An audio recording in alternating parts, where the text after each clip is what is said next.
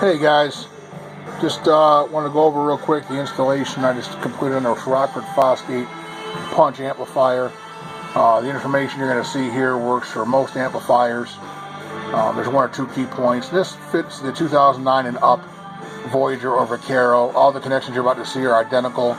The mounting points are identical. I know a lot of guys are, hesitant or maybe on the fence about doing this installation, and I just wanted to show you it's really not that bad.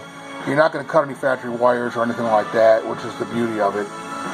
So as far as mounting the amplifier goes, these two bolts right here hold on the head unit, which is right here with the heat sinks on it and that wiring harness right there. And then you have some nuts there, some bolts. I don't know if those are number 8s or number 10s. I can't remember, but there's a nylock nut on there to make sure nothing comes loose.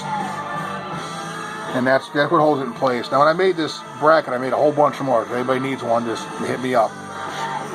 Now when guys were first installing this, they're actually cutting into this wiring harness down here, which, I can see why that would scare a lot of guys away, because that's pretty intimidating, cutting into the factory stuff, and you're afraid of messing something up. What if you get a wire wrong or something? So here's a really simple way to do this. I'm going to go over here to the input side now.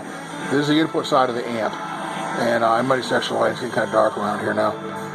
And the purple and green are the front channels, front, left, and right, and the gray and white are the rears.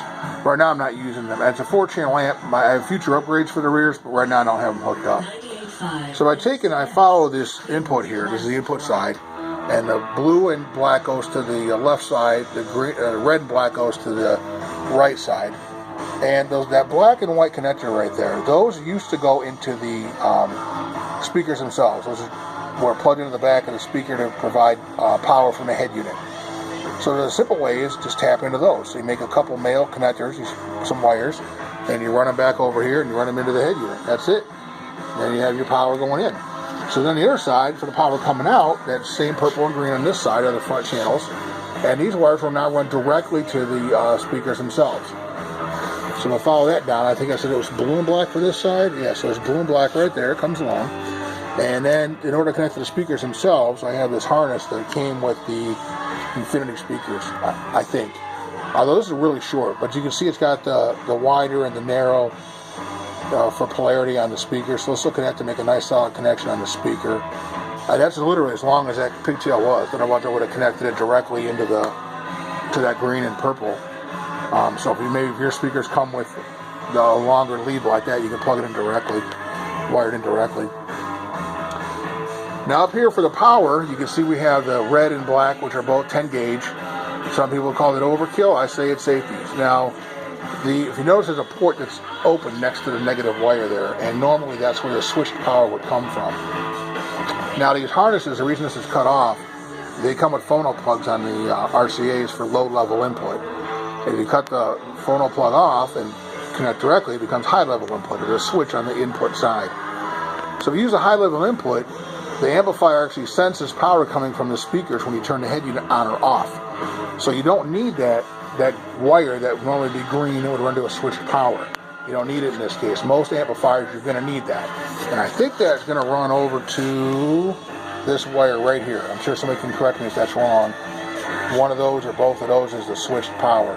And that'll get you your on and off for the amplifier, so it's not draining your battery, because you're going to run this red wire direct to battery and this black wire to the post back underneath the gas tank. So I ran that through the fairing there that goes through, runs down along. You can see it's right up in there.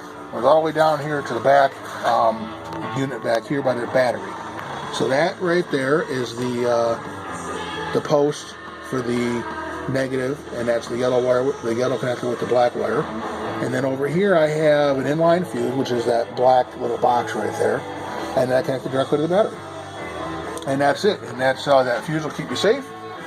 And hopefully you guys can see it's really not that intimidating of an installation. Put an amplifier in your motorcycle, get a lot more enjoyment out of your rides.